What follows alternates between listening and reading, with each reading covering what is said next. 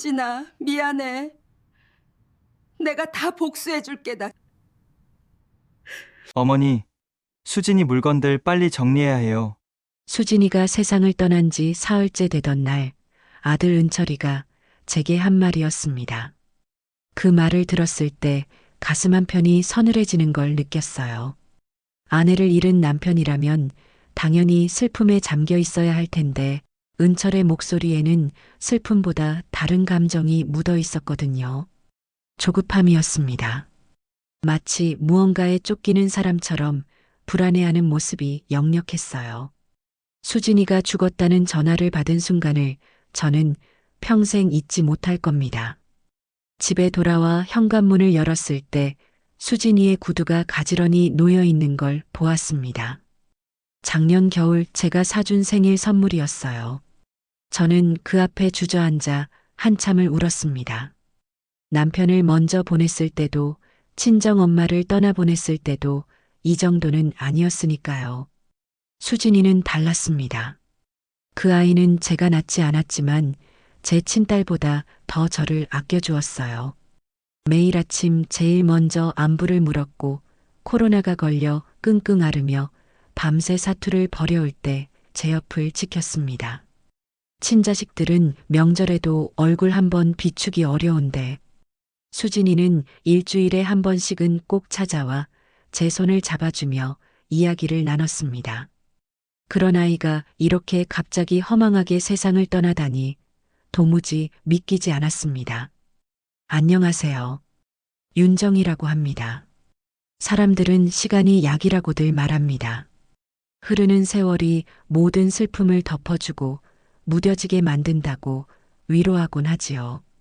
부디 떨리는 제 목소리가 듣기 거북하시더라도 억울하게 눈 감은 제 며느리의 한을 풀어주기 위해 이 늙은이가 겪어야 했던 지옥 같은 이야기를 끝까지 들어주시길 간곡히 부탁드립니다. 제 인생은 결코 순탄치 않았습니다.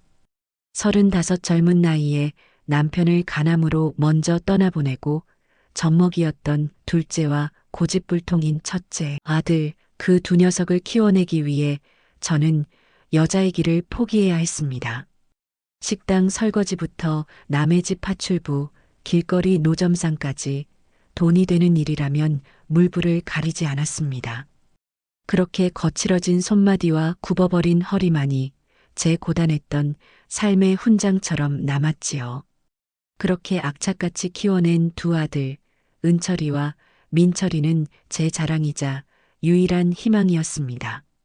하지만 하늘도 무심하시지 자식 농사만큼은 제 뜻대로 되지 않더군요. 큰아들 은철이는 허황된 꿈만 쫓으며 사업을 한답시고 제 노후 자금을 몇 번이나 말아먹었고, 둘째 민철이 역시 형의 꽁무니만 쫓아다니며 속을 썩였습니다. 자식들이 장성하면 효도받으며 편안히 살 줄 알았건만 제 노년은 늘 불안하고 외로웠습니다. 그런 제 척박한 인생에 봄 햇살처럼 찾아온 아이가 바로 며느리 수진이었습니다. 가진 것 없는 은철이에게 시집 오겠다고 했을 때 저는 뜯어말렸습니다. 아가, 내 아들이지만 저놈은 너한테 짐만 될 거야. 너처럼 곱고 착한 아이가 왜 제 발로 가시밭길을 오려 하니? 하지만 수진이는 제 거친 손을 꼭 잡으며 말했지요. 어머니, 저는 오빠보다 어머니가 더 좋아요. 어머니 고생하신 거 제가 다 알아요. 이제 제가 딸 노릇하면서 호강시켜 드릴게요. 그 말 한마디가 어찌나 고맙고 미안하던지 저는 그날 밤 이불을 뒤집어 쓰고 펑펑 울었습니다. 그리고 수진이는 정말 그 약속을 지켰습니다. 남편조차 챙기지 않는 제 생일이면 새벽부터 미역국을 끓여왔고, 무릎 관절이 좋지 않은 저를 위해 매일 밤 찜질팩을 데워주던 아이였습니다. 친자식보다 더 깊은 정을 나누며 우리는 고부관계를 넘어 서로에게 가장 든든한 버팀목이 되어주었습니다. 수진이가 현관문을 열고 들어오며 어머니 하고 부를 때마다 퍼지던 은은한 라일락 향기, 그것이 제게는 살아가는 기쁨이자 행복의 전부였습니다. 하지만 그 행복은 너무나 짧고 허무하게 깨져버렸습니다. 그날은 유난히 날씨가 스산했습니다. 늦가을 비가 추적추적 내리던 오후였지요. 수진이가 제가 좋아하는 겉절이를 담가주겠다며 시장에 간 사이 저는 안방에서 TV를 보고 있었습니다. 그런데 갑자기 전화벨이 요란하게 울렸습니다. 발신 번호가 뜨지 않는 낯선 번호였습니다. 수화기를 드는 순간 제 심장이 쿵 하고 내려앉는 불길한 예감이 스쳤습니다. 윤정혜 씨 되십니까? 여기 XX 경찰서입니다. 며느님 되시는 김수진 씨가 교통사고를 당했습니다. 지금 바로 병원 응급실로 오셔야겠습니다. 경찰관의 건조한 목소리가 귓가에서 웅웅거렸습니다. 사고라니, 교통사고라니. 방금 전까지만 해도 웃으며 나갔던 아이였습니다. 저는 신발을 짝짝이로 신은 줄도 모르고 미친 사람처럼 병원으로 달려갔습니다. 제발 다리 하나 부러진 것이기를, 크게 다쳤더라도 목숨만은 붙어 있기를 빌고 또 빌었습니다. 그러나 응급실 앞에 도착했을 때 저를 맞이한 것은 싸늘한 침묵과 하얀 천으로 덮인 시신뿐이었습니다. 경찰은 수진이가 횡단보도를 건너던 중 신호를 위반하고 달려오던 대형 덤프트럭에 치였다고 했습니다. 손쓸 새도 없이 그 자리에서 즉사했다는 말에 저는 그만 정신을 잃고 바닥에 쓰러지고 말았습니다. 꿈이기를, 눈을 뜨면 수진이가 어머니 밥 드세요 하며 깨워주기를 간절히 바랐지만 깨어난 곳은 차가운 영안실 복도였습니다. 하얀 천을 걷어내고 마주한 수진이의 얼굴은 끔찍한 사고를 당했다고 믿기지 않을 만큼 평온해 보였습니다. 하지만 그 온기 없던 뺨을 만지는 순간 억장이 무너져 내리는 고통이 밀려왔습니다. 아가 수진아, 불쌍해서 어쩌니? 너같이 착한 것이 왜 먼저 가니? 저는 수진이의 차가운 손을 부여잡고 목이 터져라 울부짖었습니다. 장례식장은 눈물바다였습니다. 수진이의 친구들, 시장 상인들, 동네 이웃들까지 찾아와 저토록 착한 사람이 어찌 이리 험하게 가냐며 통곡했습니다. 저 역시 3일 내내 물 한 모금 넘기지 못하고 상주 자리를 지켰습니다. 그런데 문득 이상한 위화감이 느껴졌습니다. 바로 남편인 제 큰아들 은철이 때문이었습니다. 아내를 잃은 남편이라면 하늘이 무너지는 슬픔에 몸조차 가누지 못하는 것이 정상일 겁니다. 하지만 은철이는 달랐습니다. 물론 검은 상복을 입고 조문객들에게 절을 하고 있었지만 녀석의 눈빛은 슬픔보다는 초조함으로 가득 차 있었습니다. 제가 곡을 하다 말고 녀석을 쳐다볼 때마다 놈은 흠칫 놀라며 시선을 피했습니다. 그리고 자꾸만 손목시계를 들여다보거나 틈만 나면 장례식장 밖으로 나가 누군가와 통화를 했습니다. 네, 알겠어요. 지금 장례 중이라니까요. 곧 정리될 겁니다. 걱정 마세요. 작은 목소리였지만 제 귀에는 똑똑히 들렸습니다. 아내의 관 옆에서 놈은 누군가를 안심시키고 있었습니다. 무엇이 정리된다는 말인가? 누가 걱정하지 말라는 것인가? 슬픔에 경황이 없는 와중에도 며느리를 잃은 시어머니의 본능적인 촉이 곤두서기 시작했습니다. 발인을 마치고 화장터의 뜨거운 불길 속으로 수진이를 떠나보낸 뒤 우리는 텅 빈 집으로 돌아왔습니다. 수진이의 유골함을 거실 한편에 모셔두고 저는 넋이 나간 사람처럼 소파에 주저앉았습니다. 집안 곳곳에 수진이의 손길이 닿지 않은 곳이 없었습니다. 베란다의 화분들, 깨끗하게 닦인 유리창, 냉장고에 붙은 메모지 하나하나가 수진이 그 자체였습니다. 그때였습니다. 은철이가 거실을 서성거리더니 대뜸 신경질적인 목소리로 입을 열었습니다. 어머니, 이제 그만 우세요. 산 사람은 살아야죠. 그리고 수진이 물건들 제가 내일 업체 불러서 싹 다 치울게요. 저는 제 귀를 의심했습니다. 화장터에서 돌아온 지 불과 몇 시간도 지나지 않았습니다. 아직 수진이의 냄새가 이 집에 가득한데 물건을 치우다니요. 너 지금 제정신이니? 수진이 가는 길 배웅하고 온 지 반나절도 안 됐다. 그게 무슨 소리야? 제가 떨리는 목소리로 묻자 은철이는 오히려 짜증을 내며 소리쳤습니다. 아, 그러니까 빨리 치우자고요. 죽은 사람 물건 집에 더 봤자 재수만 없지. 어머니도 계속 보면 마음만 아프시잖아요. 제가 알아서 할 테니까 어머니는 신경 끄세요. 내일 당장 싹 다 갖다 버릴 거니까. 놈의 태도는 단순히 슬픔을 잊으려는 남편의 모습이 아니었습니다. 마치 끔찍한 증거라도 인멸하려는 범죄자처럼 수진이의 흔적을 1분, 1초라도 빨리 지워버리고 싶어 안달이 난 모습이었습니다. 놈의 눈은 충혈되어 있었고 입술은 바짝 말라 있었으며 다리를 덜덜 떨고 있었습니다. 안 된다. 내 허락 없이는 손가락 하나도 대지 마라. 49제 지날 때까지는 그대로 둘 거야. 제 단호한 말에 은철이는 거칠게 머리를 쓸어 넘기며 욕설을 내뱉듯 중얼거렸습니다. 아, 진짜 노인네가 고집은. 그리고는 쾅 소리가 나도록 현관문을 닫고 밖으로 나가버렸습니다. 정막이 감도는 집안에 홀로 남은 저는 두려움과 의구심이 뒤섞인 채 멍하니 현관을 바라보았습니다. 내 아들이 이상하다. 분명 무언가 숨기고 있다. 수진이의 죽음에 대해 내가 모르는 무언가가 있다. 가슴 한구석에서 피어오른 의심의 불씨는 걷잡을 수 없이 커져만 갔습니다. 잠이 올 리가 없었습니다.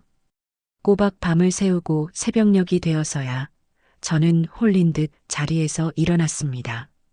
그리고 도둑고양이처럼 살금살금 발소리를 죽여 며느리의 방문 앞으로 다가갔습니다. 은철이가 그토록 기를 쓰고 없애려 했던 수진이의 물건들 속에 어쩌면 놈이 숨기고 싶어하는 진실이 있을지도 모른다는 생각이 들었기 때문입니다. 방문 손잡이를 잡은 제 손이 덜덜 떨렸습니다. 이 문을 열면 다시는 돌아올 수 없는 강을 건너게 될 것만 같은 두려움이 엄습했습니다. 하지만 저는 힘주어 문을 열었습니다. 끼잉 마이너스 경첩 소리와 함께 어둠 속에 잠겨있던 수진이의 방이 드러났습니다. 주인을 잃은 방은 싸늘하게 식어 있었지만 여전히 그 아이가 쓰던 화장품 냄새, 라일락 향기가 희미하게 남아있어 제 코끝을 찔렀습니다. 저는 어둠 속을 더듬어 방 안으로 들어갔습니다. 그리고 옷장 문을 열었습니다. 며느리의 옷가지들이 가지런히 걸려 있었습니다.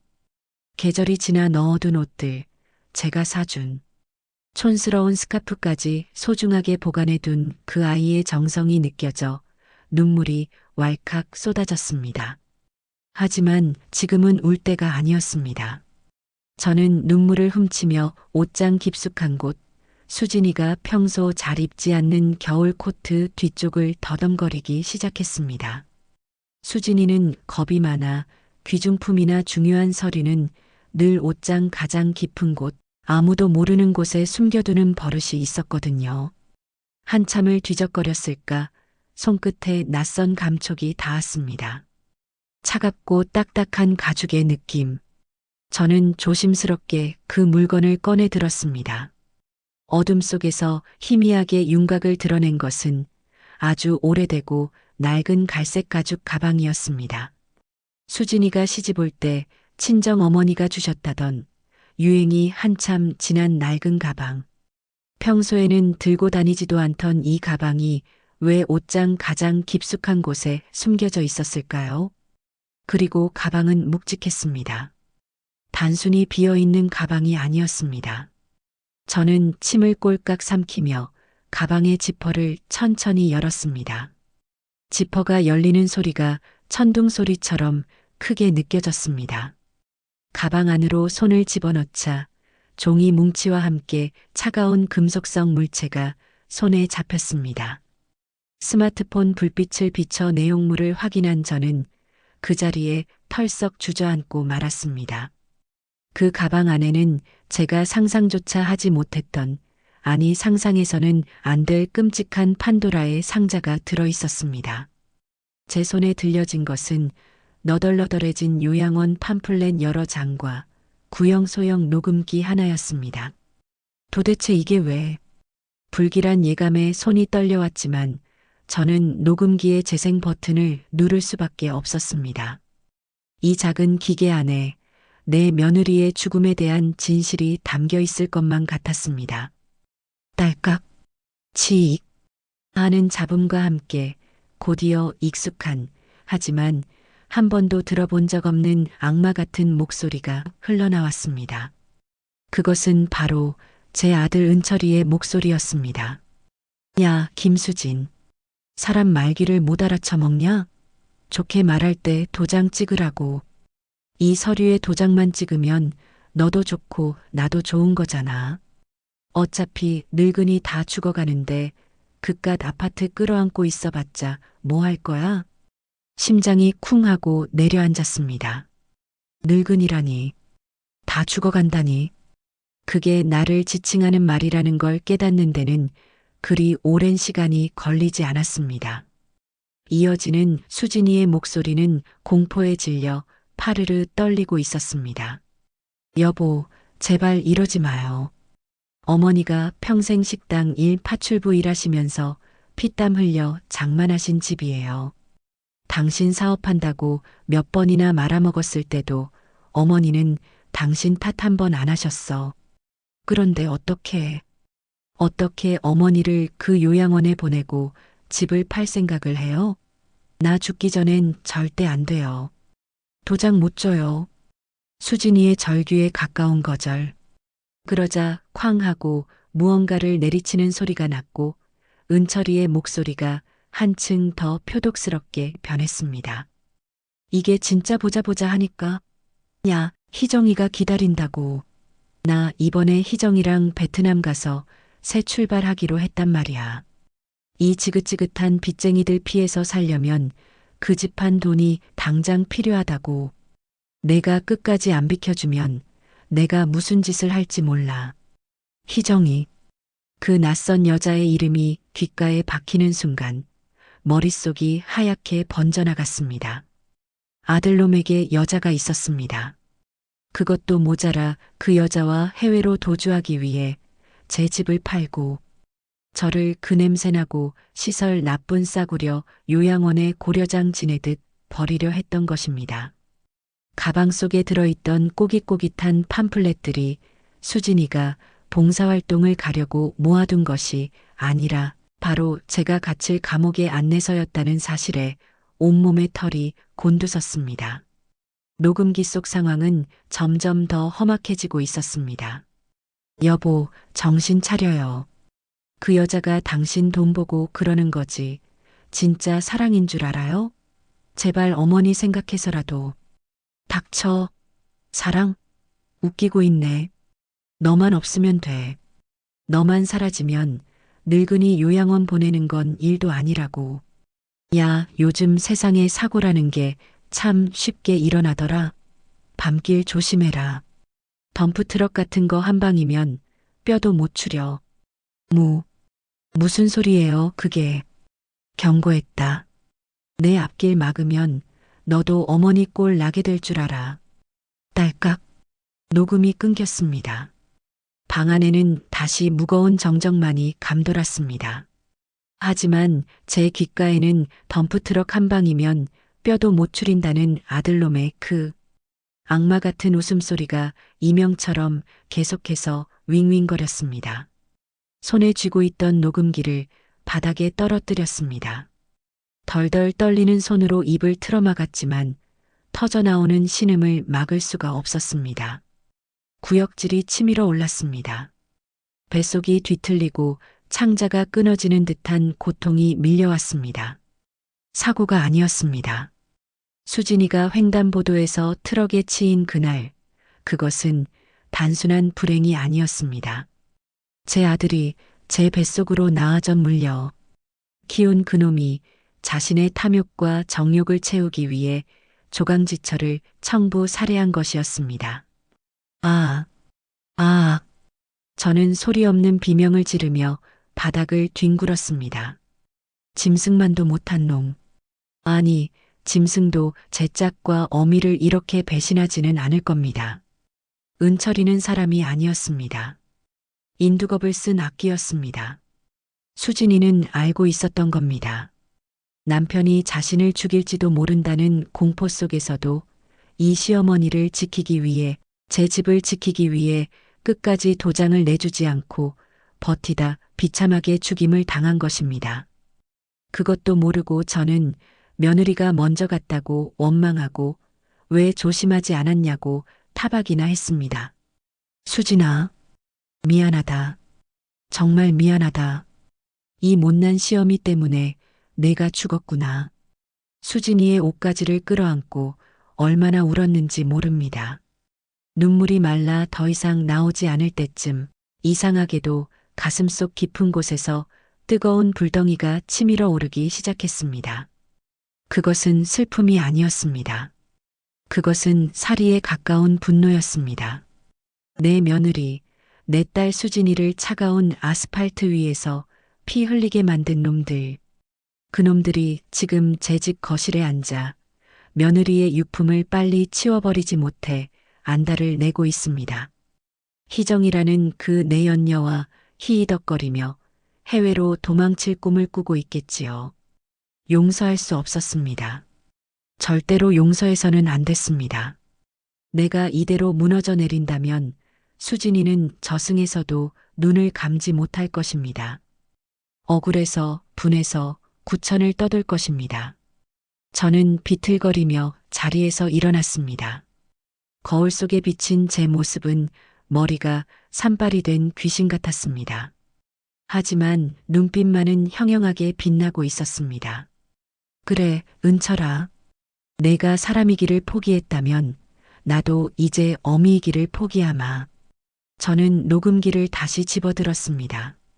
그리고 수진이가 남긴 또 다른 유품들, 요양원 팜플렛과 놈들의 통화 내역이 적힌 수첩들을 챙겨 제 품속 깊이 숨겼습니다. 이것들은 단순한 종이 쪼가리가 아니었습니다. 놈들의 목줄을 끊어놓을 서슬 퍼런 칼날이었습니다. 방문을 열고 거실로 나갔습니다. 캄캄한 거실 소파에 은철이가 널브러져 자고 있었습니다. 코를 골며 자고 있는 저놈의 얼굴을 당장이라도 핥히고 싶었지만 저는 주먹을 꽉 쥐고 참아냈습니다. 지금 당장 소리를 지르고 놈을 깨워봤자 놈은 발뺌할 것이고 증거는 사라질지도 모릅니다. 놈은 이미 사람을 죽인 살인마입니다. 제가 모든 진실을 알고 있다는 걸 눈치챈다면 저 역시 놈의 손에 쥐도 새도 모르게 사라질지 모를 일이었습니다. 더 완벽해야 했습니다. 놈이 빠져나갈 구멍을 하나도 남기지 않고 아주 철저하게 짓밟아버려야 했습니다. 그러기 위해서는 저 혼자만의 힘으로는 부족했습니다. 놈의 범행을 입증할 더 확실한 물증, 그리고 놈의 계획을 도운 공범이 있는지 확인해야 했습니다. 머릿속에 불현듯 둘째 아들 민철이의 얼굴이 스쳐 지나갔습니다. 형이라면 껌뻑 죽는 녀석? 장례식장에서 형과 눈짓을 주고받으며 묘하게 불안해하던 녀석. 어쩌면 그놈도 한패일지 모른다는 생각이 들자 뼛속까지 시린 한기가 느껴졌습니다. 날이 밝으면 움직여야 합니다. 며느리 잃고 넋이 나간 불쌍한 노인네 연기를 하면서 뒤로는 놈들의 숨통을 조일 덫을 놓아야 합니다. 저는 식탁에 앉아 물 한 잔을 단숨에 들이켰습니다. 차가운 물이 식도를 타고 넘어가며 제 안의 뜨거운 분노를 차갑게 식혀주었습니다. 이제부터는 전쟁입니다. 피를 나눈 자식과의, 아니 괴물들과의 전쟁. 창밖이 푸르스름하게 밝아오고 있었습니다. 수진이가 떠난 후 처음으로 맞이하는 아침. 라일락 향기는 사라졌지만 그 빈자리를 피비린내 나는 복수심이 채우고 있었습니다. 저는 입술을 깨물며 다짐했습니다. 수진아, 조금만 기다려라. 내 눈에서 피눈물 흘리게 한 놈들, 내 손으로 똑같이 피눈물 쏟게 만들어줄 테니. 날이 완전히 밝았습니다. 저는 부엌으로 들어가 쌀을 씻었습니다. 평소와 다름없이 아침밥을 지어야 했습니다. 며느리를 죽인 살인마에게 따뜻한 밥상을 차려줘야 한다는 사실에 손이 부들부들 떨렸지만 저는 이를 악물고 참아냈습니다. 놈을 방심하게 만들어야 했으니까요. 밥 짓는 냄새가 퍼지자 은철이가 부스스한 얼굴로 방에서 나왔습니다. 아, 어머니. 밥 줘요. 배고파 죽겠네. 제 아내를 죽이고도 밥이 목구멍으로 넘어가는지 뻔뻔하게 식탁에 앉는 놈을 보며 저는 국자를 쥔 손에 힘을 주었습니다. 당장이라도 저 뜨거운 국물을 놈의 얼굴에 끼얹고 싶었지만 저는 가면을 썼습니다. 세상에서 가장 힘없고 슬픔에 잠겨 판단력이 흐려진 늙은 노인의 가면을요. 그래, 먹어야지. 산 사람은 살아야지. 제가 힘없는 목소리로 밥그릇을 내밀자 은철이는 저를 힐끔 쳐다보더니 안심한 듯 표정을 풀었습니다. 어머니, 어제 제가 좀 과민했죠? 빨리 잊어버리려고 그런 거니까 이해하세요. 그리고 그 유품 정리 업체 오늘 오기로 했으니까 어머니는 그냥 방에 계세요. 보지 않는 게 나아요. 놈은 끝까지 증거인멸을 서두르고 있었습니다. 저는 고개를 끄덕이며 순종하는 척했습니다. 그래, 내 뜻대로 하마. 나는 기운이 없어서 좀 누워 있어야겠다. 은철이가 밥을 허겁지겁 먹고 나간 뒤 저는 놈이 벗어둔 양복 재킷을 뒤지기 시작했습니다. 안주머니에서 놈의 지갑과 수첩이 나왔습니다. 지갑 속에는 현금은커녕 온통 대부업체 명함과 카드 영수증들 뿐이었습니다. 그리고 수첩 사이에서 꼬깃꼬깃한 종이 한 장이 떨어졌습니다. 인천 마이너스 다낭, 편도 항공권 예약 확인증. 출국 날짜는 바로 다음 주 화요일이었습니다. 수진이의 49제가 끝나기도 전 놈은 그 여자와 함께 한국을 뜰 작정이었습니다. 편도 티켓. 다시는 돌아오지 않겠다는 뜻이겠지요. 시간이 없었습니다. 놈이 도망가기 전에 모든 것을 밝혀내야 했습니다. 저는 옷을 갈아입고 집을 나섰습니다. 모자를 푹 눌러 쓰고 가장 먼저 향한 곳은 동네 은행이었습니다. 며느리 수진이가 알뜰살뜰하게 관리해주던 제 통장, 그리고 놈이 제 도장을 훔쳐가서 멋대로 만들었을지 모를 대출 기록들을 확인해야 했습니다. 은행 창구 직원은 저를 보자마자 안타까운 표정으로 인사를 건넸습니다. 어머니 오셨어요. 며느님 일은 정말 유감이에요. 그 착한 분이. 직원의 위로를 들으니 또다시 눈물이 핑 돌았지만 저는 눈물을 삼키며 신분증을 내밀었습니다. 아가씨, 내 이름으로 된 대출이나 혹시 우리 집 담보로 잡힌 게 있는지 좀 봐줘요. 아들이 사업한다고 내 도장을 가져갔는데 영 불안해서. 전산망을 두드리던 직원의 표정이 점점 굳어졌습니다. 모니터를 보던 직원은 곤란한 듯 주위를 살피더니 작은 목소리로 제게 말했습니다. 어머니, 놀라지 말고 들으세요. 지금 어머님 사시는 아파트요. 이미 제2금융권의 대부업체까지 담보대출이 한도 끝까지 꽉 차 있어요. 이자도 3달째 밀려서 곧 경매 넘어간다는 독촉장이 발송될 예정이었고요. 역시나였습니다. 놈은 이미 제 집을 껍데기만 남겨놓은 상태였습니다. 그리고 최근에 큰돈이 빠져나간 내역이 있는데 받는 사람 이름이 김희정으로 되어 있네요. 꽤 큰 액수가 여러 번 이체됐어요. 김희정. 녹음기에서 들었던 바로 그 이름. 내 연녀였습니다. 놈은 빚더미에 앉아 있으면서도 사채까지 끌어다 쓴 돈을 그 여자에게 갖다 바치고 있었던 겁니다. 그 돈을 마련하려고 더 이상 대출이 나오지 않자 멀쩡한 아내를 죽여 사망보험금을 타내고 어머니를 요양원에 버린 뒤 집을 팔아치울 계획을 세운 것이었습니다. 은행을 나오는 제 다리가 후들거려 제대로 걸을 수가 없었습니다. 하늘이 노랗게 보이고 숨이 턱턱 막혀왔습니다. 내 아들이, 내 피를 나눈 자식이 고작 여자 하나와 놀아나려고 가족을 도살했다는 사실이 뼈에 사무치게 끔찍했습니다. 하지만 여기서 멈출 수 없었습니다. 저는 택시를 잡아탔습니다. 놈의 수첩에 적혀있던 메모, 희정 강남구 XX동 오피스텔이라는 주소를 확인했기 때문입니다. 그 여자가 어떤 년인지 내 아들을 홀려 살인까지 사주한 그 얼굴을 직접 봐야겠습니다. 오피스텔 건물 앞에 도착해 한참을 기다렸습니다. 점심시간이 지날 무렵 화려하게 차려입은 젊은 여자가 건물에서 나왔습니다. 그리고 그 옆에는 제 아들 은철이가 찰싹 붙어 있었습니다. 아내를 잃은 지 일주일도 안 된 놈이 상복도 벗지 않은 채 내연녀의 허리를 감싸 안고 히리덕거리고 있었습니다. 자기야, 우리 다음 주에 가면 진짜 천국이겠지? 아, 그 늙은이랑 마누라 없으니까 속이 다 시원하다. 오빠, 근데 보험금은 확실한 거야? 나 돈 없으면 안 가는 거 알지? 걱정 마. 트럭 기사한테 입막음 비용 주고도 충분히 남으니까.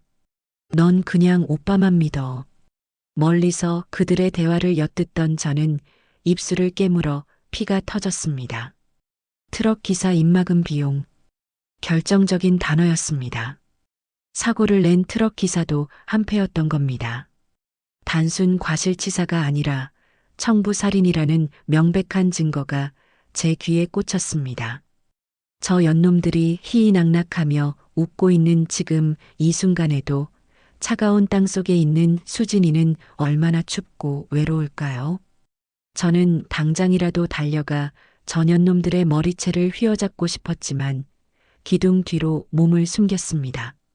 지금 감정을 폭발시켜봤자 미친 노인 취급만 받을 뿐입니다. 경찰을 움직이려면 더 확실한, 빠져나갈 수 없는 물증이 필요했습니다. 놈들의 관계, 금전 거래 내역, 그리고 도주 계획까지는 확인했습니다. 이제 남은 건 사고 당일의 진실을 밝혀줄 공범을 찾는 일이었습니다. 트럭 기사를 매수하고 현장에서 망을 보며 상황을 조작했을 또 다른 조력자. 은철이 혼자서는 절대 이 치밀한 범죄를 저지르지 못했을 겁니다. 놈은 겁이 많고 치밀하지 못한 성격이니까요. 누군가 옆에서 돕지 않았다면 불가능한 일이었습니다. 그리고 제 머릿속에는 아침부터 계속 한 사람이 떠올랐습니다. 어릴 때부터 형이 하는 일이라면 똥오줌 못 가리고 따라다니던 놈. 형이 시키면 죽는 신용까지 했던 놈. 바로 둘째 아들 민철이었습니다. 장례식장에서 은철이와 눈빛을 교환하던 민철이의 모습. 형, 진짜 괜찮은 거지? 라고 묻던 그 떨리는 목소리. 저는 떨리는 손으로 휴대폰을 꺼내 민철이에게 전화를 걸었습니다. 민철아, 엄마다. 오늘 저녁에 집에 좀 들러라. 형은 바쁘다니까 너라도 와서 엄마랑 밥 한 끼 먹자. 엄마가 무서워서 그래. 저는 최대한 처량하고 가련한 목소리로 놈을 유인했습니다. 오늘 밤 저는 둘째 아들을 낚을 덫을 놓을 겁니다. 녀석은 심약합니다. 형보다는 마음이 약하고 겁이 많은 녀석입니다. 제가 조금만 건드리면 녀석의 입에서 진실이 터져 나올 것 같았습니다. 집으로 돌아오는 길, 저는 정육점에 들러 고기를 샀습니다. 며느리 제사상에도 올리지 못한 고기를 살인 공범일지도 모르는 아들놈 입에 넣어줘야 한다는 게 역겨웠지만 이것이 복수의 시작이었습니다. 해가 저물고 어둠이 깔리기 시작했습니다.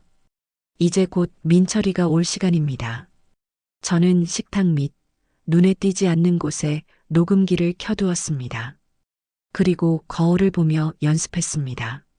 세상 모든 것을 잃은 아무것도 모르는 불쌍한 어머니의 표정을. 저녁 7시 약속한 시간이 되자 현관문 도어락이 해제되는 소리가 들렸습니다. 띠리링 마이너스. 그 익숙한 기계음이 오늘따라 왜 그리 소름 끼치게 들리던지요. 저는 심호흡을 한번 크게 내쉬고 식탁 밑에 붙여둔 녹음기의 빨간 불빛이 잘 켜져 있는지 확인했습니다. 그리고 다시금 세상에서 가장 처량한 늙은이의 가면을 썼습니다. 왔니? 들어와라. 현관에 들어선 둘째 민철이는 쭈뼛거리며 신발을 벗었습니다. 형을 닮아 키는 컸지만 눈빛은 늘 불안하게 흔들리는 녀석. 어릴 때부터 형이 사고를 치면 뒤에서 망을 보거나 형의 거짓말에 맞장구를 쳐주던 녀석이었습니다. 제 어미와 형수를 죽음으로 몰아넣은 그 끔찍한 계획에도 이 녀석은 분명 숟가락을 얹었을 겁니다. 엄마, 몸은 좀 어때요? 형은 나갔어요? 민철이는 들어오자마자 형의 부재를 확인했습니다. 형이 없다는 사실에 안도하는 것인지 아니면 불안해하는 것인지 알 수 없는 표정이었습니다. 내 형은 바쁘다더라. 사업 정리한다고 정신없어. 앉아라. 밥 먹자. 저는 녀석이 좋아하는 김치찌개와 계란말이를 식탁에 내놓았습니다. 갓 지은 하얀 쌀밥에서 김이 모락모락 피어올랐습니다. 많이 먹어라. 내 형수 가고 나서 엄마랑 밥 먹는 것도 이게 처음이네. 제 말에 민철이는 흠칫 놀라더니 말없이 숟가락을 들었습니다. 하지만 녀석은 밥을 제대로 넘기지 못했습니다. 국을 떠먹는 손이 미세하게 떨리고 있었고 시선은 자꾸만 제 눈을 피해 식탁 모서리만 맴돌았습니다. 죄지은 자의 전형적인 모습이었습니다.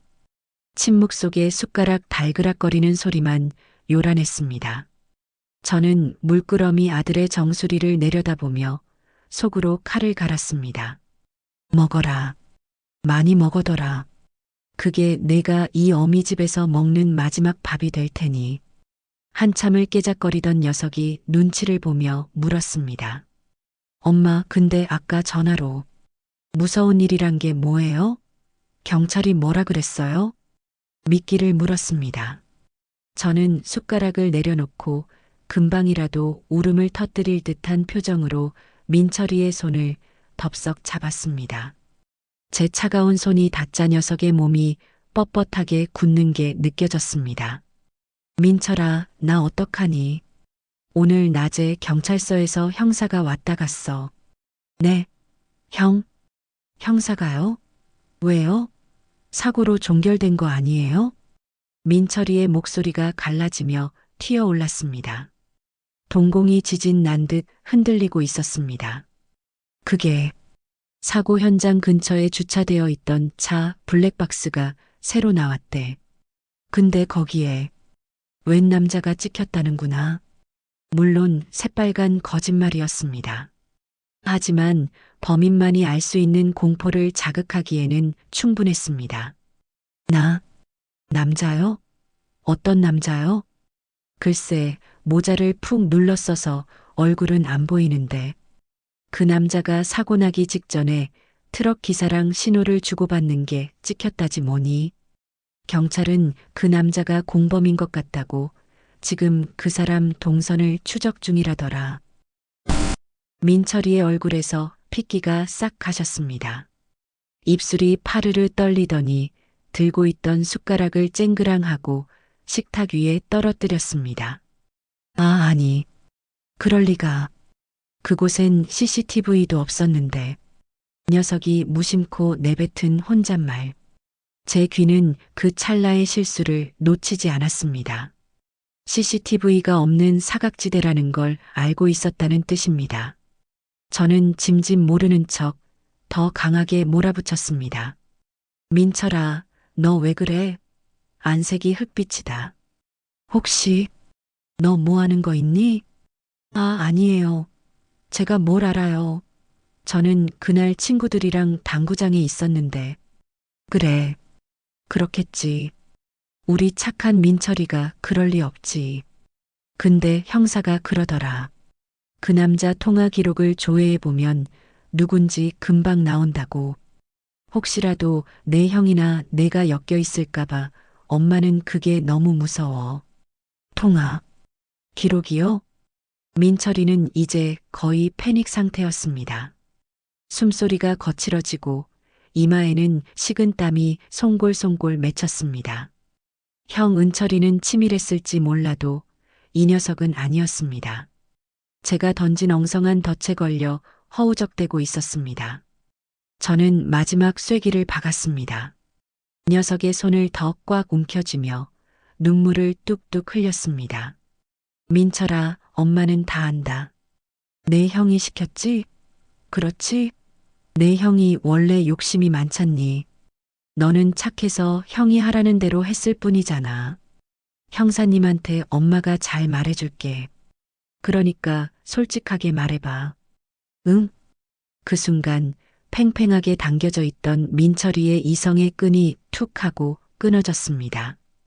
녀석은 제 손을 거칠게 뿌리치며 자리에서 벌떡 일어났습니다. 그리고 머리를 감싸쥐며 비명을 지르듯 토해냈습니다. 아, 진짜.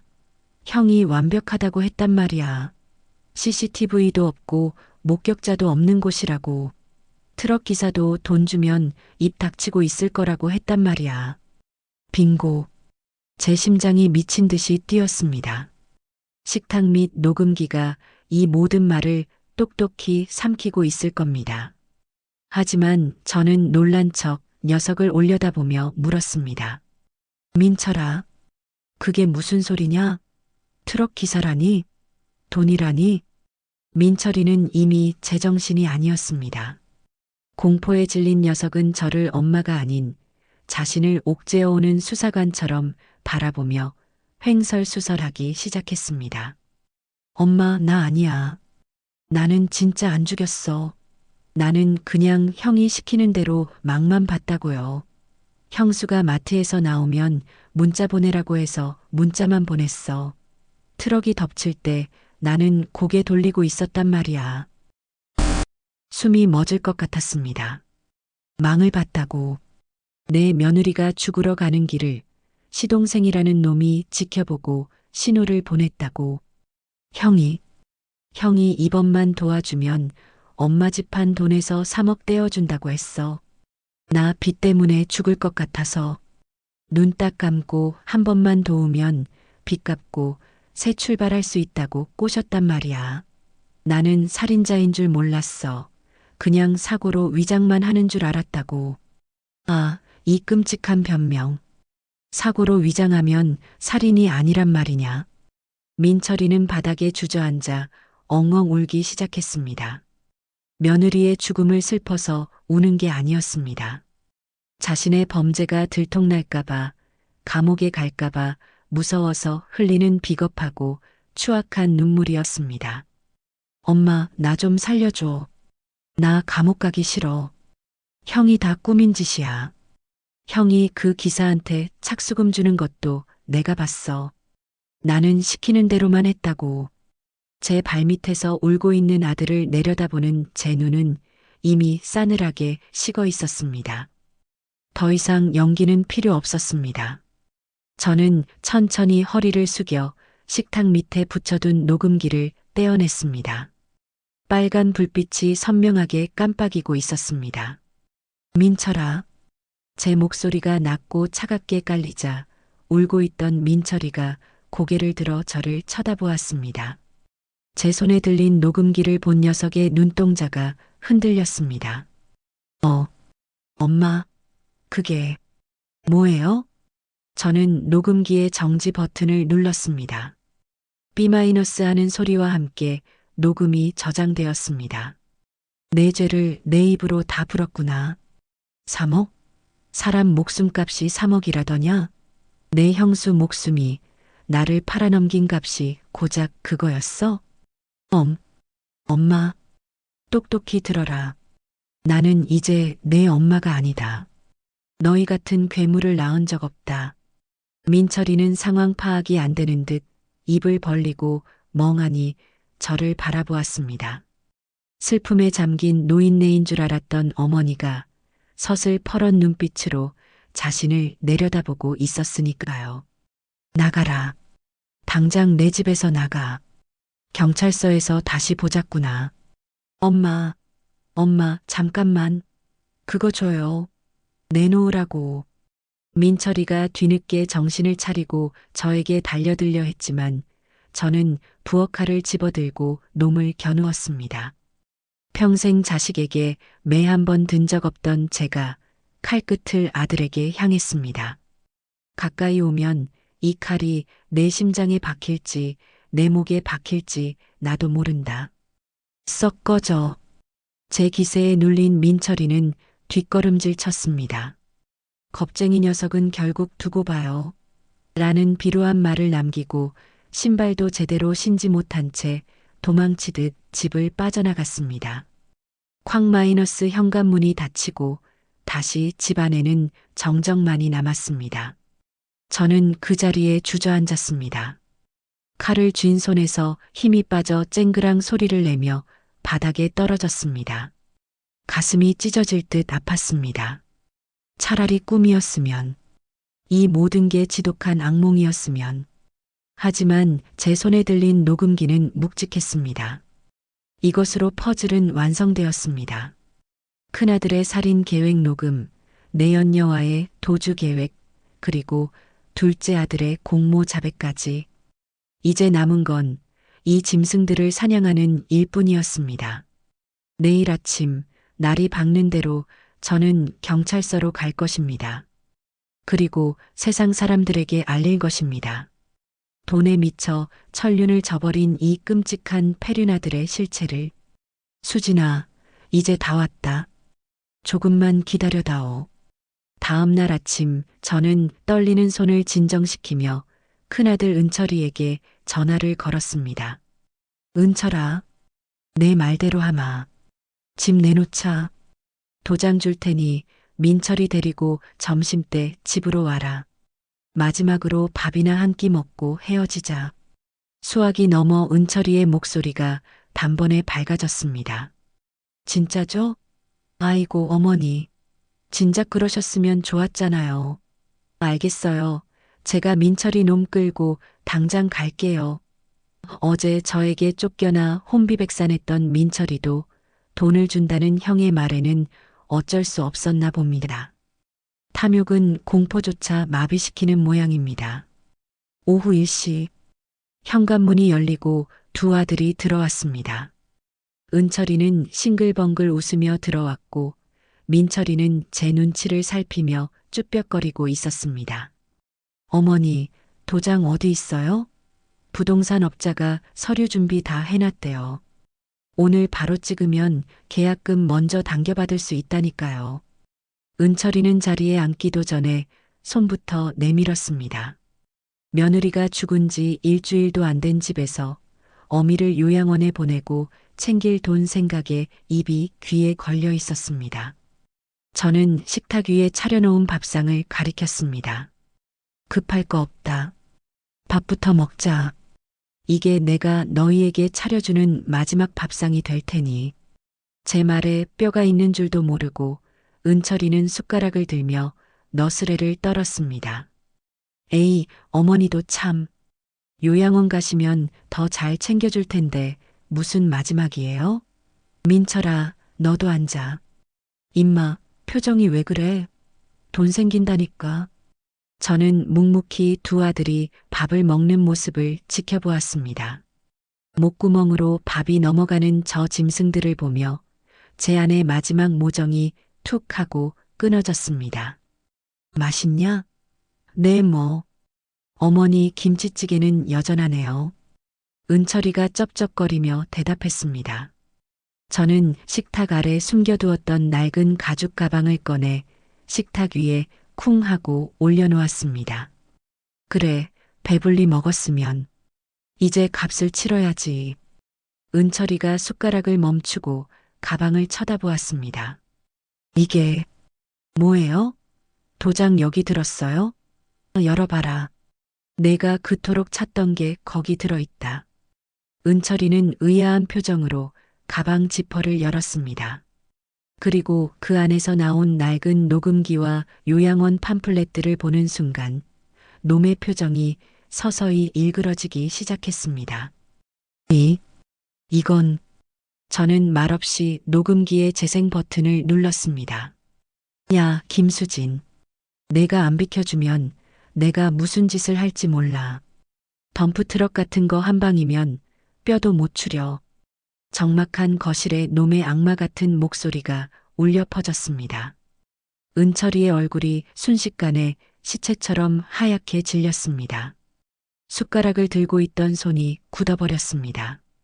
옆에 있던 민철이 역시 사색이 되어 벌벌 떨기 시작했습니다. 형, 저거. 저는 녹음기를 끄고 이번엔 제 휴대폰을 꺼내 어제 녹음한 민철이의 자백 파일을 재생했습니다. 형이 다 꾸민 짓이야. 나는 막만 봤다고. 트럭 기사한테 돈 주는 것도 내가 봤어. 두 개의 목소리가 놈들의 목을 조여왔습니다. 은철이는 믿을 수 없다는 듯 입을 뻐끔거렸고 민철이는 머리를 감싸쥐고 식탁 밑으로 숨으려 했습니다. 어머니. 이게 무슨... 언제부터?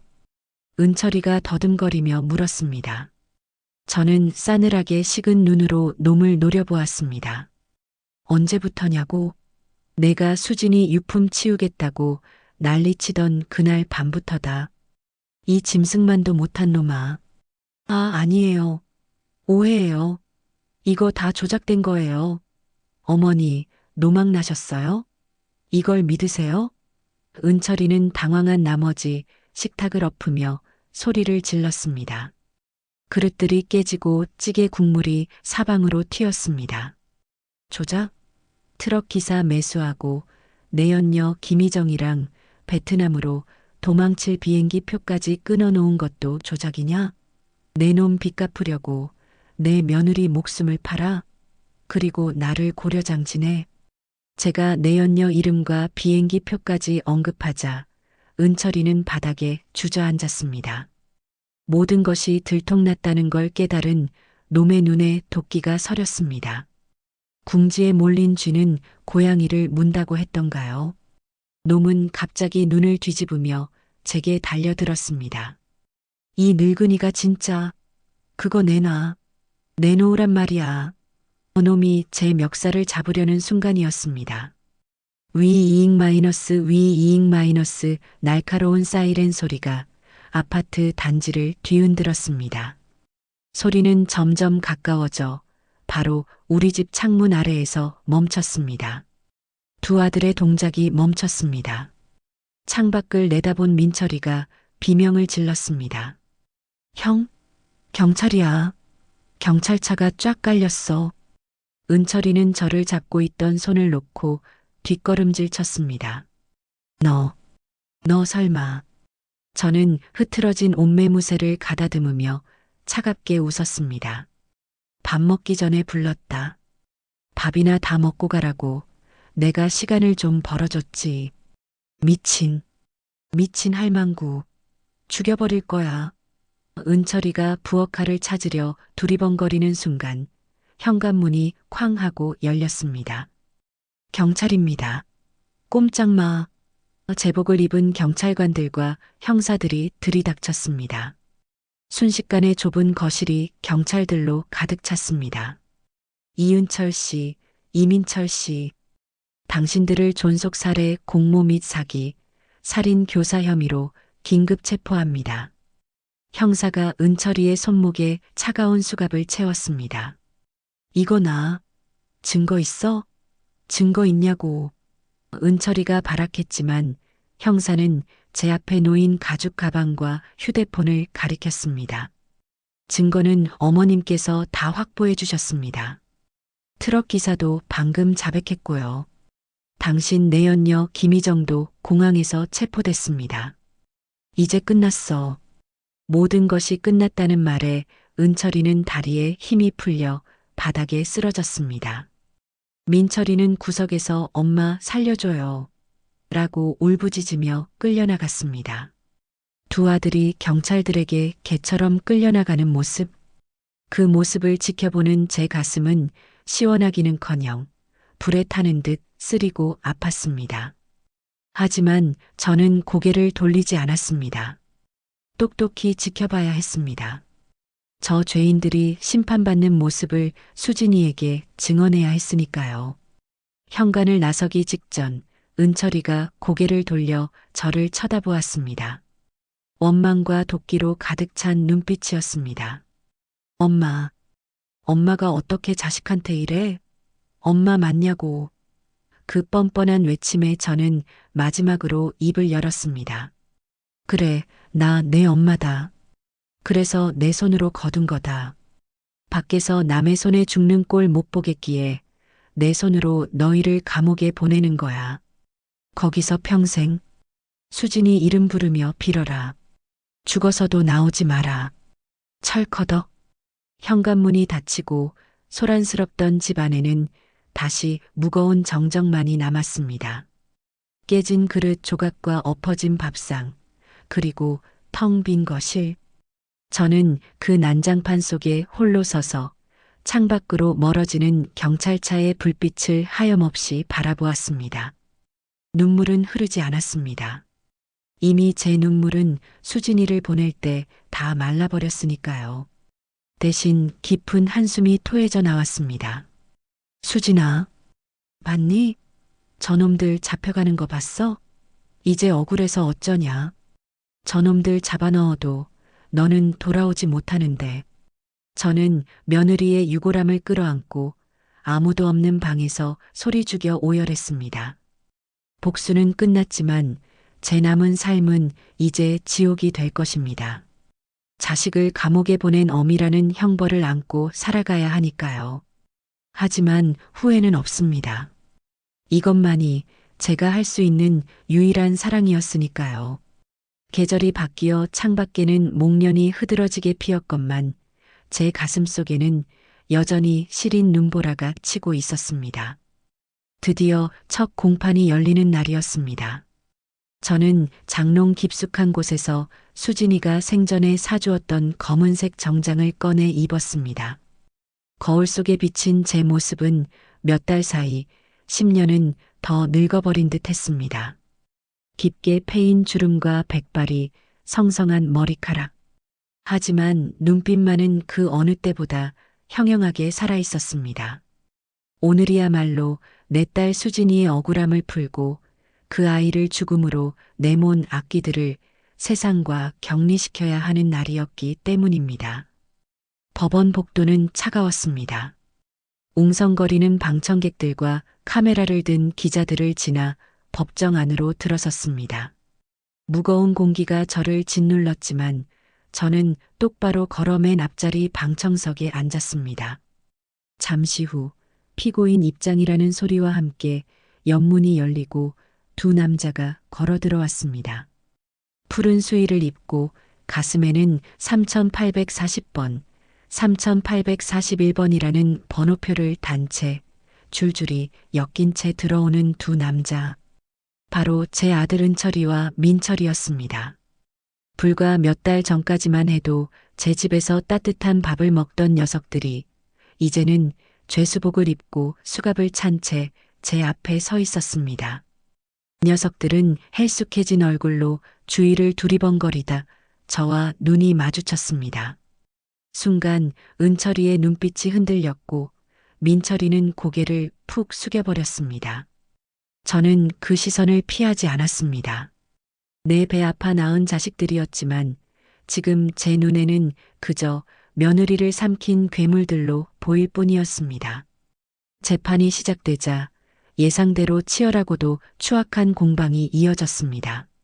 검사가 공소사실을 읽어내려갔습니다. 보험금을 노린 계획적인 살인, 존속에 대한 폐륜적인 유기 음모 사기, 모든 것이 명백한 사실이었지만 놈들이 선임한 변호사들은 뻔뻔하게도 모든 혐의를 부인하거나 축소하려 들었습니다. 은철이 측 변호사는 피고인은 내연녀 김희정에게 가스라이팅을 당해 심신이 미약한 상태였다며 주범이 아닌 것처럼 몰아갔고 살인을 직접 지시한 적은 없다. 단지 겁을 주려 했을 뿐인데 트럭 기사가 오해한 것이다라는 말도 안 되는 궤변을 늘어놓았습니다. 민철이 측 변호사는 한술 더 떴습니다. 동생은 형의 강압에 못 이겨 어쩔 수 없이 협조했을 뿐 살인 계획은 전혀 몰랐다며 꼬리를 자르려 했습니다. 서로가 살기 위해 형은 내연녀 탓을, 동생은 형 탓을 하며 진흙탕 싸움을 벌이는 꼴이라니. 죽은 수진이에 대한 일말의 죄책감이나 반성은 찾아볼 수 없었습니다. 저들은 인간이기를 포기한 지 이미 오래였습니다. 드디어 제가 증인석에 설 차례가 되었습니다. 증인 나오세요. 판사님의 부름에 저는 자리에서 일어나 뚜벅뚜벅 증인석으로 걸어갔습니다. 성경에 손을 얹고 선서를 하는 제 목소리는 법정 안을 쩌렁쩌렁 울릴 만큼 또렷했습니다. 검사의 신문이 시작되었습니다. 증인은 피고인들의 친어머니 되시죠? 피고인들을 고발하신 이유가 무엇입니까? 저는 잠시 피고인석에 앉은 두 아들을 바라보았습니다. 놈들은 제발 살려달라는 듯 애원하는 눈빛을 보내고 있었습니다. 하지만 저는 고개를 돌려 판사님을 똑바로 쳐다보며 입을 열었습니다. 저는 오늘 피고인들의 어머니로서 이 자리에 선 것이 아닙니다. 저는 억울하게 살해당한 피해자 김수진의 가족으로서 유일한 증인으로서 섰습니다. 법정 안에 작은 술렁임이 일었습니다. 저는 품 안에서 준비해온 녹음 파일의 내용을 다시 한번 증언했습니다. 큰아들 이은철은 제 며느리에게 덤프트럭 한 방이면 뼈도 못 추린다고 협박했습니다. 그건 우발적인 사고가 아니라 명백한 살인 예고였습니다. 또한 둘째 이민철은 제게 3억을 받기로 하고 망을 봤다고 자백했습니다. 여기 앉아있는 저 두 사람은 돈 몇 푼에 눈이 멀어 제 아내를, 제 형수를 사냥감 몰듯 죽음으로 몰아넣은 악마들입니다. 제 증언이 이어지는 동안 방청석에서는 탄식과 욕설이 터져나왔습니다. 하지만 변호인들의 반격도 만만치 않았습니다.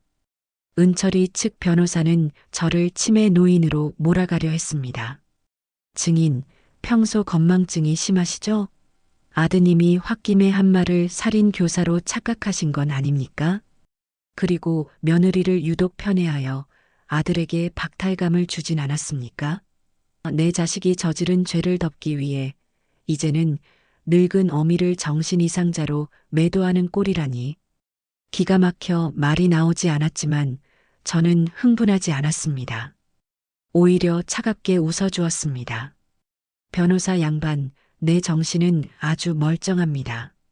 내가 미쳤다면 저놈들이 내 며느리 밥그릇에 독을 타는 것도 모르고 밥을 해다 바친 그때가 미쳤던 게지요.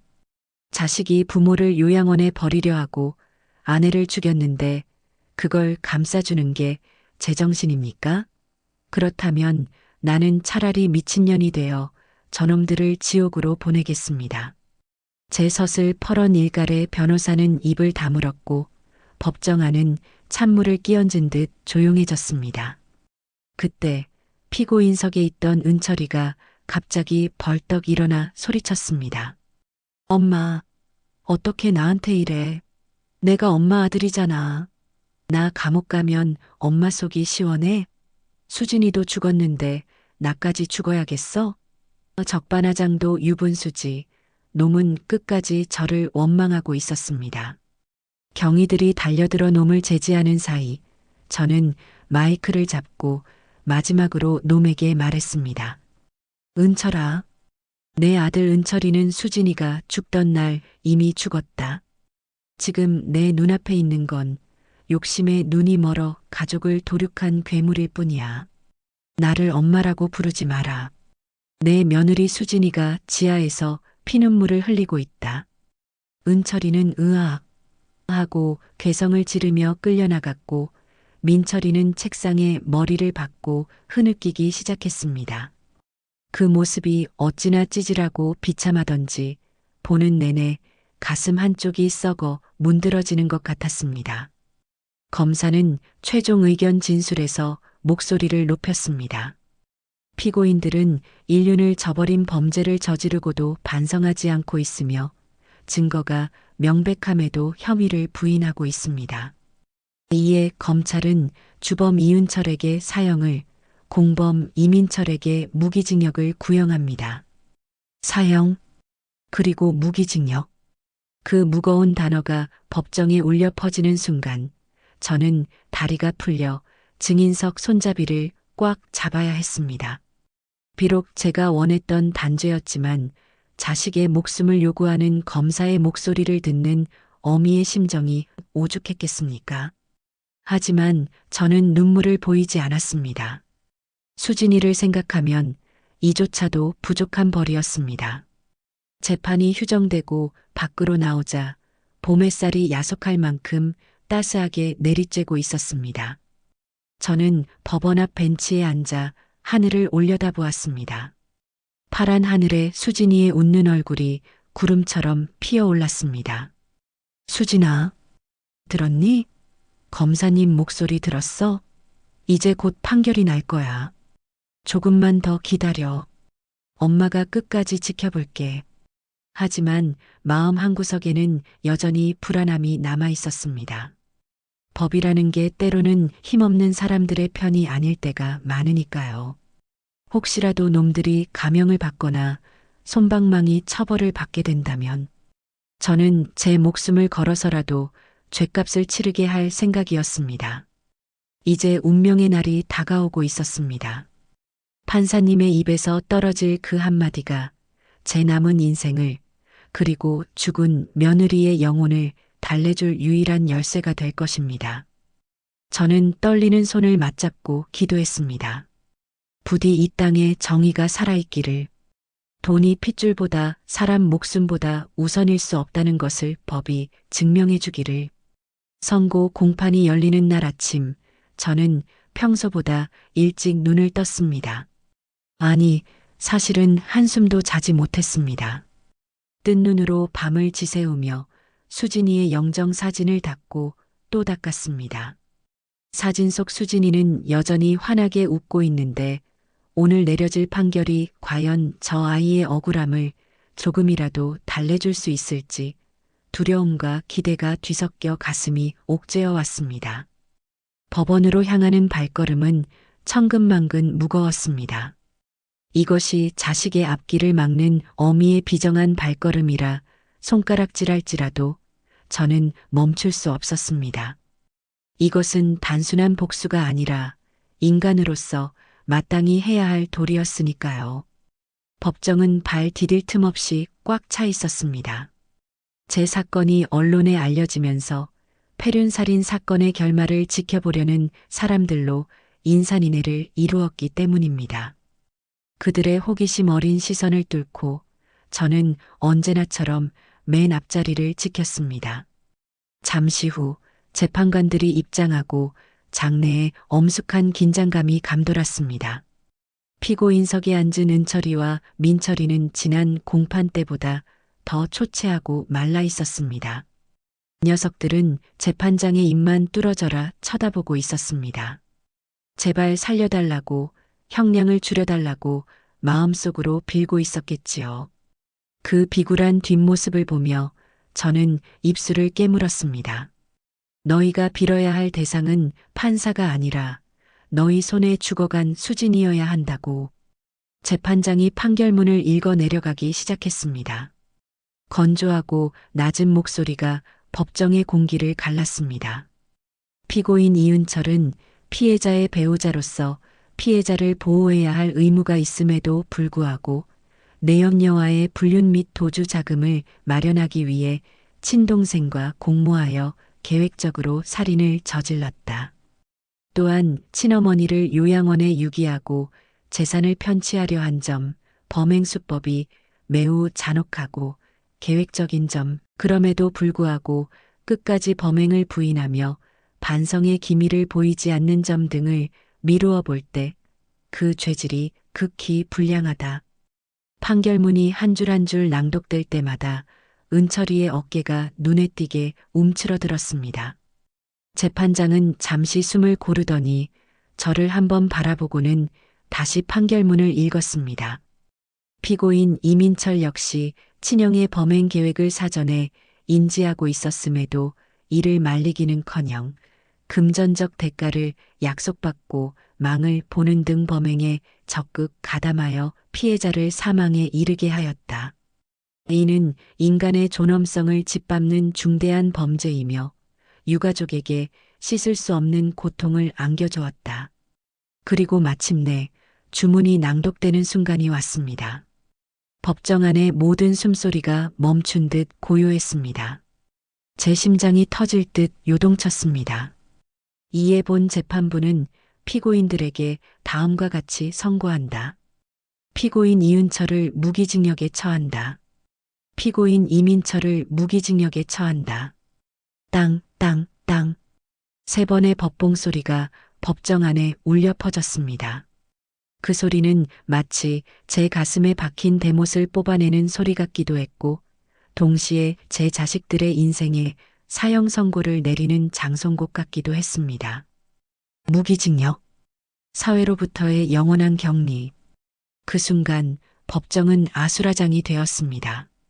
아, 안 돼. 무기징역이라니. 판사님, 잘못했습니다. 다시 한 번만 봐주세요. 저는 죽일 생각 없었다고요.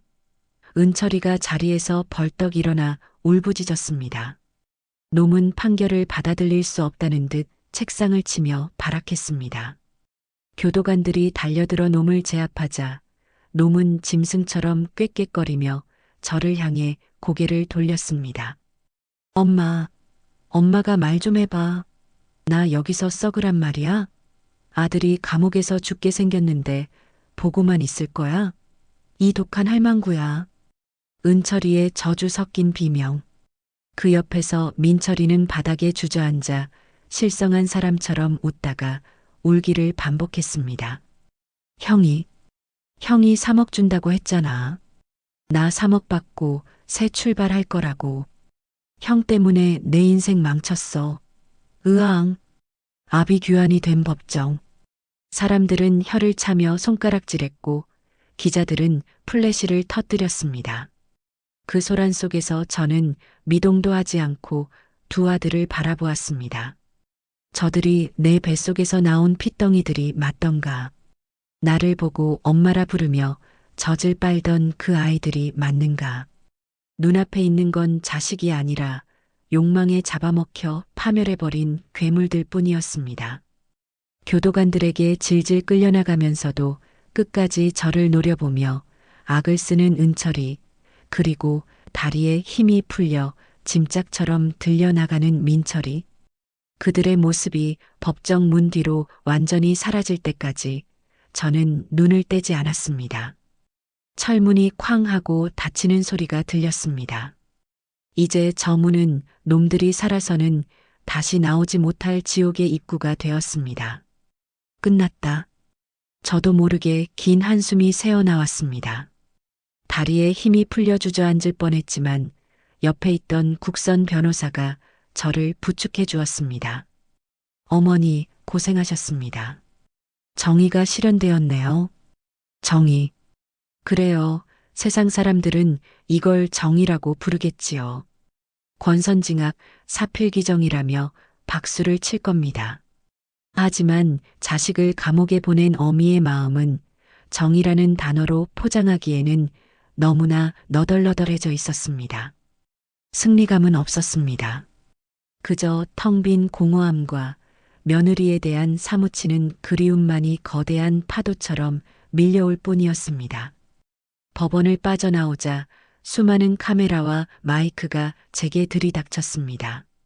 어머님, 판결 결과에 만족하십니까? 아드님들에게 하실 말씀 없으십니까? 기자들의 질문이 쏟아졌지만 저는 아무런 대답도 하지 않았습니다. 무슨 말을 할 수 있겠습니까? 제 침묵이 그 어떤 말보다 더 큰 비명을 지르고 있다는 걸 그들은 알까요? 저는 그저 묵묵히 인파를 헤치고 법원 정문 밖으로 걸어 나왔습니다. 하늘은 야속하게도 눈이 부시게 파랬습니다. 수진이가 좋아하던 봄날의 하늘이었습니다. 저는 하늘을 올려다보며 나직이 속삭였습니다. 수진아, 들었니? 판사님이 그러시더라. 영원히 가둬두겠다고. 이제 다시는 그놈들이 세상빛 못 보게 하겠다고. 그러니 이제 안심해라. 억울한 거 다 풀고 거기서는 편히 쉬어. 바람이 불어와 제 젖은 눈가를 스치고 지나갔습니다. 마치 수진이가 제 뺨을 어루만져 주는 것만 같았습니다. 이제 저는 집으로 돌아가야 합니다. 텅 빈 집, 자식들의 흔적이 지워진 그곳으로. 하지만 이제는 두렵지 않습니다. 제 할 일은 끝났으니까요. 아니, 아직 하나가 남았군요. 놈들이 탐냈던 그 아파트, 그리고 제 남은 재산. 그 더러운 욕심이 묻은 돈을 깨끗하게 씻어내는 일. 수진이의 이름으로 가장 아름답게 쓰는 일. 그 마지막 과업을 위해 저는 다시 신발끈을 고쳐 매었습니다. 이제 제 인생의 마지막 장을 준비하러 갑니다. 피 묻은 돈을 생명의 돈으로 바꾸는 며느리를 위한 진정한 추모를 시작하려 합니다. 재판이 끝나고 제가 가장 먼저 한 일은 그 지긋지긋한 아파트를 부동산에 내놓는 것이었습니다. 평생 파출부와 식당 일을 하며 10원 한 장 아껴가며 장만한 내 집. 한때는 제 인생의 전부이자 자부심이었던 그 공간이 이제는 쳐다보는 것만으로도 구역질이 나는 흉가가 되어버렸습니다. 그깟 콘크리트 덩어리가 뭐라고 내 자식들이 어미를 버리고 아내를 죽이려 들었단 말입니까? 거실 바닥, 벽지, 문고리 하나하나에 놈들의 탐욕과 수진이의 원한이 서려 있는 것 같아 단 하루도 더 머물 수가 없었습니다. 시세보다 싸게 내놓으세요. 당장 팔아주세요. 부동산 중개인은 의아해했지만 저는 뒤도 돌아보지 않고 도장을 찍었습니다. 짐을 정리하는 데는 반나절도 걸리지 않았습니다. 제 옷가지 몇 벌과 수진이의 사진. 그것이 제가 챙긴 전부였습니다. 나머지 가구며 살림살이는 모두 고물상에 넘겨버렸습니다. 자식놈들의 손때가 묻은 물건은 먼지 한 톨도 남기고 싶지 않았으니까요. 집을 판 잔금이 통장에 입금되던 날 저는 은행에서 그 돈을 모두 수표로 찾았습니다. 수억 원. 평생 만져보기도 힘든 큰 돈이었지만 제 손에는 그저 묵직한 돌덩이처럼 느껴졌습니다. 며느리의 피가 묻은 돈. 아들이 제 영혼을 팔아치운 대가. 이 돈은 제 돈이 아니었습니다. 애초에 제가 가져서는 안 될 돈이었습니다. 저는 그 돈을 품에 안고 충청도 깊은 산골로 향하는 시외버스에 몸을 실었습니다. 수진이의 친정이 있는 곳이었습니다. 덜컹거리는 버스 안에서 저는 차창 밖 풍경을 멍하니 바라보았습니다. 수진이가 시집 오던 날 어머니, 우리 부모님은 시골에서 농사만 지으셔서 촌스러워요. 하며 수줍게 웃던 얼굴이 떠올랐습니다. 그때 제가 뭐라 했더라. 사람 마음이 고와야지 거칠애가 무슨 소용이냐 하며 손을 잡아주었지요. 그렇게 곱게 키운 딸을 지옥 같은 제 집 구석으로 보내죽게 만들었으니 저는 무슨 낯으로 사돈 어른들을 뵙는단 말입니까? 마을 어귀에 내려 흙먼지 날리는 길을 한참 걸었습니다. 저 멀리 낡은 슬레이트 지붕을 얹은 작은 집이 보였습니다. 마당에는 고추가 붉게 말라가고 있었고 툇마루에는 흰머리가 성성한 노파가 넋을 놓고 앉아 있었습니다. 수진이의 어머니 안사돈이었습니다. 딸을 잃은 슬픔에 반쪽이 되어버린 안사돈의 모습을 보는 순간 제 다리에 힘이 풀려 그 자리에 털썩 주저앉고 말았습니다. 인기척을 느낀 안사돈이 고개를 돌려 저를 바라보았습니다. 처음에는 누구인지 못 알아보는 듯 하더니 이내 저를 알아보고는 눈이 휘둥그레졌습니다. 사돈 어른? 안사돈이 비틀거리며 마당으로 내려왔습니다. 저는 일어설 생각도 하지 못한 채 흙바닥을 기어가듯 다가가 그 앞에 납작 엎드렸습니다. 무릎이 깨지는 고통은 느껴지지도 않았습니다. 여기가 어디라고 옵니까? 안사돈의 목소리가 떨려오더니 이내 반일하느라 거칠어진 손이 제 등짝을 내리쳤습니다. 내 딸 살려내요. 금쪽 같은 내 새끼, 그 착한 것을. 대개 아들놈들이 죽였다면서요. 짐승만도 못한 놈들한테 시집 보내서 내 딸이 그 꼴을 당했는데 사돈이 여길 어떻게 와요? 퍽. 등으로 떨어지는 주먹이 아프기는커녕 오히려 시원했습니다. 차라리 저를 때려 죽여줬으면 싶었습니다. 죽을 죄를 지었습니다. 제가 자식 교육을 잘못 시켜서 귀한 따님을 죽였습니다. 제가 죄인입니다. 저를 죽여주십시오. 저는 땅바닥에 이마를 찌우며 빌고 또 빌었습니다. 뒤이어 밭에서 돌아오던 바깥사돈까지 합세해 마당은 순식간에 울음바다가 되었습니다. 딸을 잃은 부모의 원망과 살인자 아들을 둔 어미의 죄책감이 뒤엉켜 하늘을 찌를 듯 통곡 소리가 이어졌습니다. 한참을 그렇게 울고 불고 하다가 탈진한 우리는 툇마루에 걸터 앉았습니다. 안사돈은 여전히 흐느끼고 있었지만 제게 찬물 한 그릇을 내밀었습니다. 미우나 고우나 사돈이라고 먼 길 온 사람 목은 축이라고 챙겨주는 그 마음씨가 꼭 수진이를 닮아 있어 가슴이 미어졌습니다. 저는 떨리는 손으로 물을 마신 뒤 품 안에서 수표가 든 봉투를 꺼내 안사돈의 무릎 위에 올려놓았습니다. 이게 뭡니까? 집한 돈입니다. 제 아들놈들이 탐내던 그 돈입니다. 안사돈은 봉투를 보자마자 불에 댄 듯 밀어냈습니다. 싫습니다. 사람 목숨값을 돈으로 받으란 말입니까? 내 딸이 죽었는데 돈이 무슨 소용입니까? 압니다. 이 돈으로 수진이가 돌아오지 않는다는 거 저도 압니다. 하지만 사돈 어른, 이 돈은 제 자식놈들이 지은 죄의 증거이자 수진이가 마지막까지 지키려 했던 유산입니다. 놈들은 이 돈 때문에 수진이를 해쳤지만 저는 이 돈을 놈들에게 단 한 푼도 줄 수 없습니다.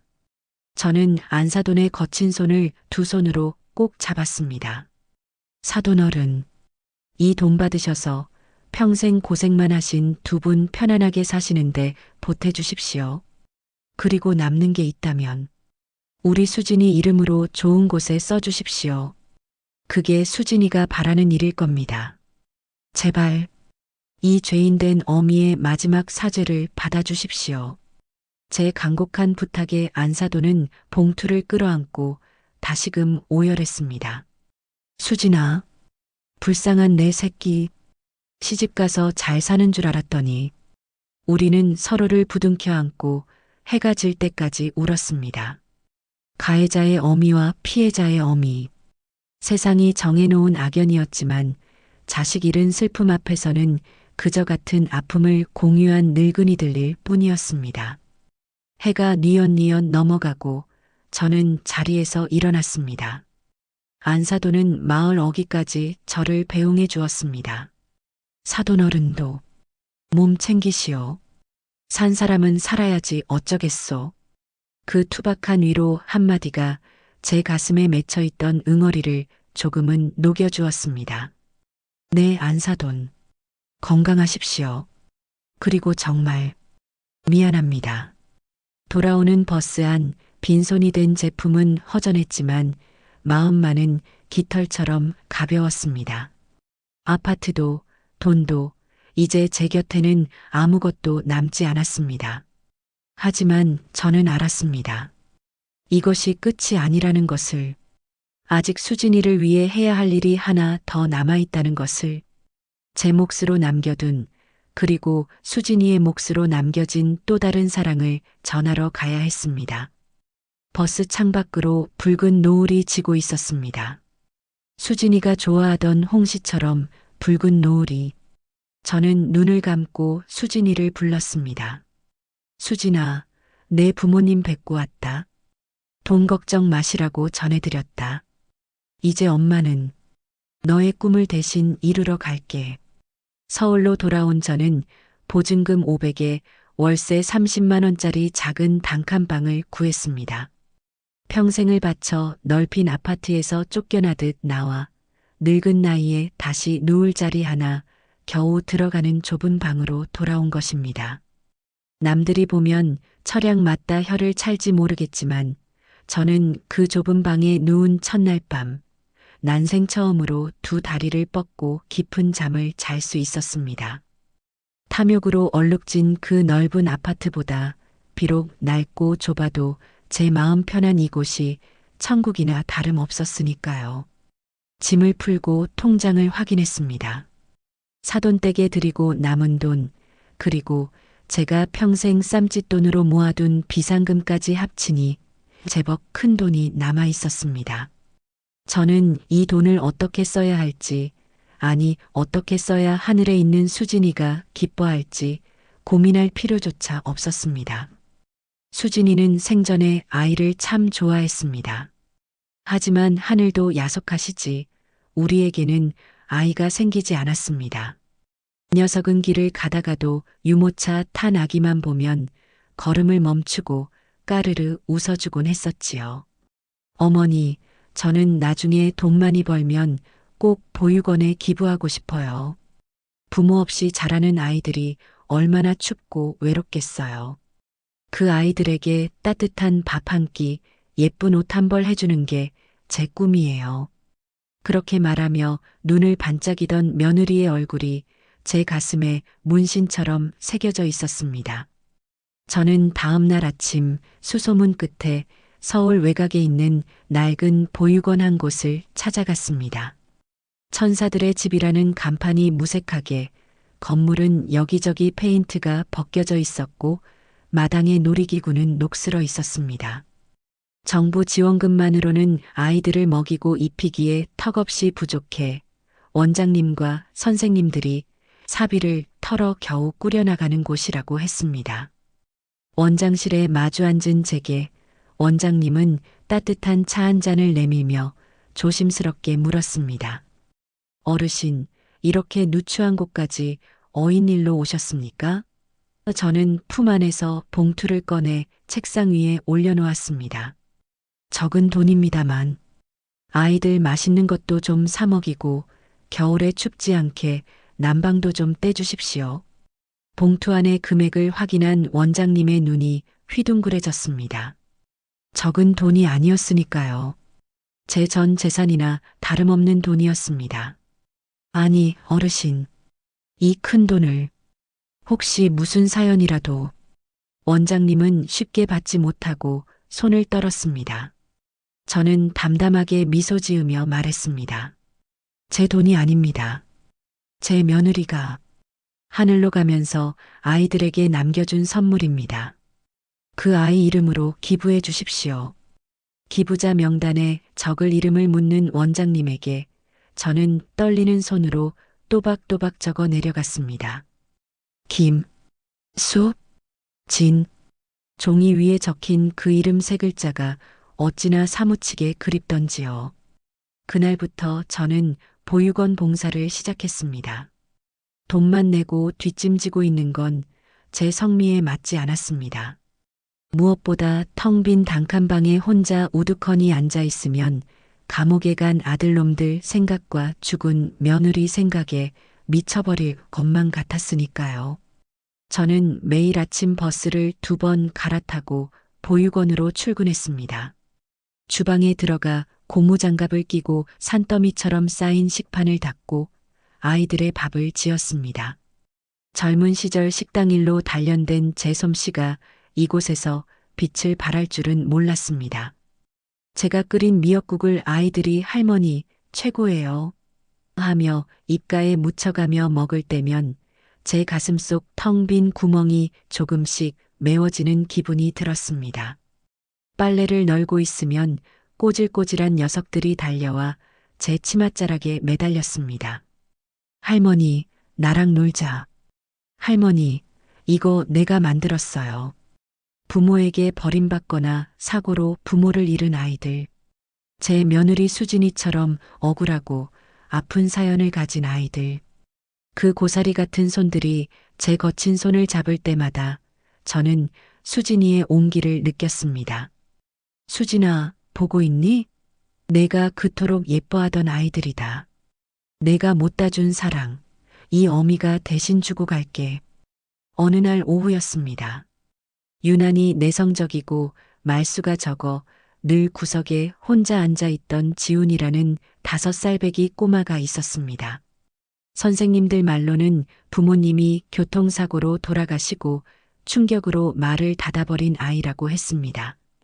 그 아이를 볼 때마다 트럭 사고로 간 수진이가 떠올라 마음이 쓰였지요. 그날 저는 간식으로 찐 고구마를 들고 지훈이 옆에 조용히 앉았습니다. 그리고 아무 말 없이 고구마 껍질을 까서 호호 불어 아이 입에 넣어 주었습니다. 아이는 경계하는 눈빛으로 저를 쳐다보더니 배가 고팠는지 조심스럽게 고구마를 받아 먹었습니다. 그렇게 한참을 앉아 아이의 머리를 쓰다듬어 주는데 갑자기 지훈이가 제 품으로 파고들었습니다. 그리고 제 가슴에 얼굴을 묻고 엉엉 울음을 터뜨렸습니다. 할머니, 으앙, 할머니 냄새가 엄마 냄새 같아. 아이의 울음소리에 저도 참고 있던 눈물이 터지고 말았습니다. 엄마 냄새, 자식에게 버림받고 며느리를 죽인 죄 많은 늙은이에게서 엄마 냄새가 난다니요. 저는 지훈이를 으스러져라 끌어안았습니다. 내 뱃속으로 낳은 자식들은 돈 때문에 저를 버렸는데 피 한 방울 섞이지 않은 이 어린 생명은 저를 할머니라 부르며 따르고 있었습니다. 핏줄이 무엇이고 가족이 무엇일까요?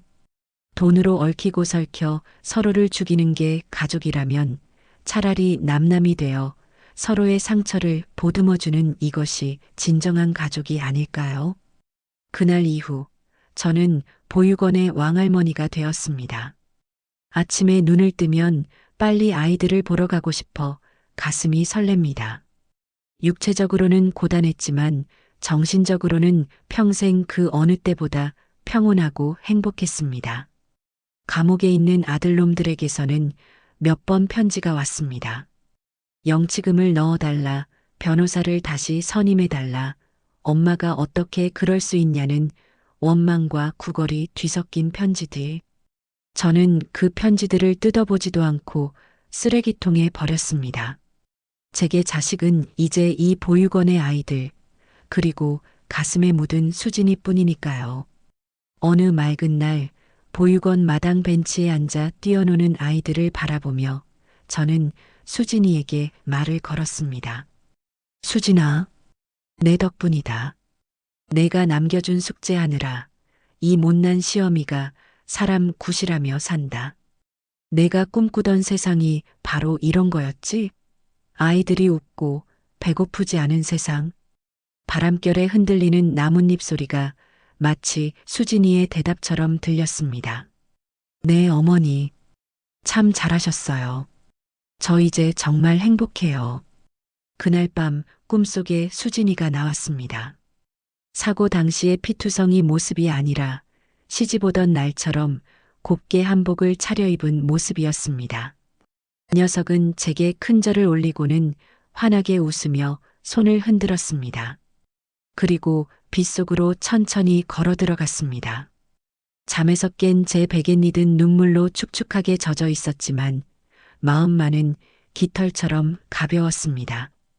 이제 정말 수진이를 보내줄 때가 된 것 같습니다. 제 인생의 겨울은 길고도 혹독했지만 이제야 비로소 늦은 봄이 찾아오고 있었습니다.